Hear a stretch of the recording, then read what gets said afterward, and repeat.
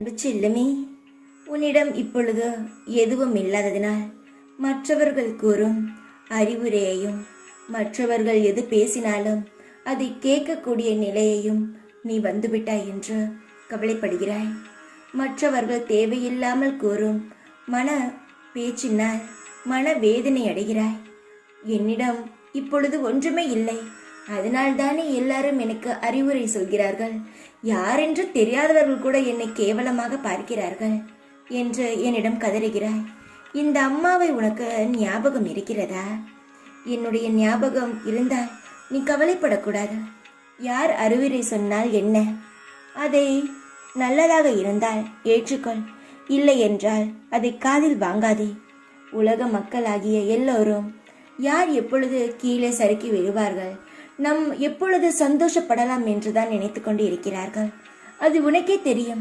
உன் வாழ்க்கையில் அப்படிதான் நடக்கிறது.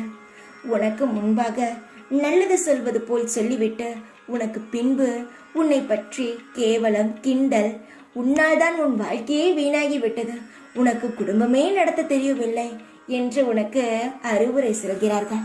இதெல்லாம் கேட்கும் பொழுது உனக்கு மிகவும் கஷ்டமாக இப்பொழுது ஒரு வழியாக நடந்து கொண்டு இருக்கிறது. மற்றவிடம் போய் எந்த காசு பணமும் கேட்காத வகையில் நடந்து கொண்டு இருக்கிறது என்றால் அதற்கு நீதான் பொறுப்பு, நீதான் காரணமும்.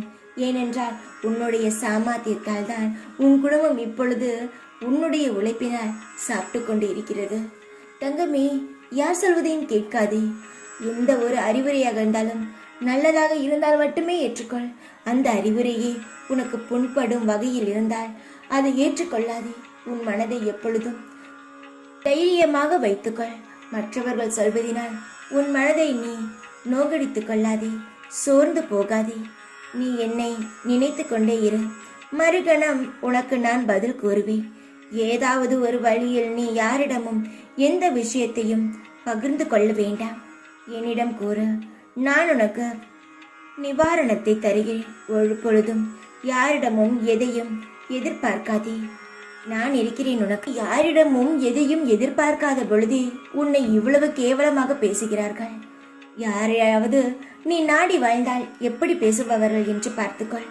உன்னுடைய உழைப்பினால் வாழ்கிறாய். நீ சேர்த்து வைத்த பணத்தினால் உன் குடும்பத்தை நீ வாழ வைக்கிறாய். தங்கமே, உன் குடும்பம் உன்னால் மட்டுமே வாழ. யாரிடமும் எப்பொழுதும் எந்த நொடியும் யாரிடமும் கையேந்தி நிற்காத. இப்பொழுது நான் உனக்கு சத்தியம் செய்கிறேன். நீ கஷ்டப்படுகிறாய் என்பதற்காக உன் வாழ்க்கை இப்படியே போய்விடும் என்று நினைக்காதே. முன்னேறும். நிச்சயமாக இந்த அம்மா என்னுடைய சூலமானது உன்னை சுற்றி கொண்டு உன்னை வழிநடத்தும். தைரியமாக இரு.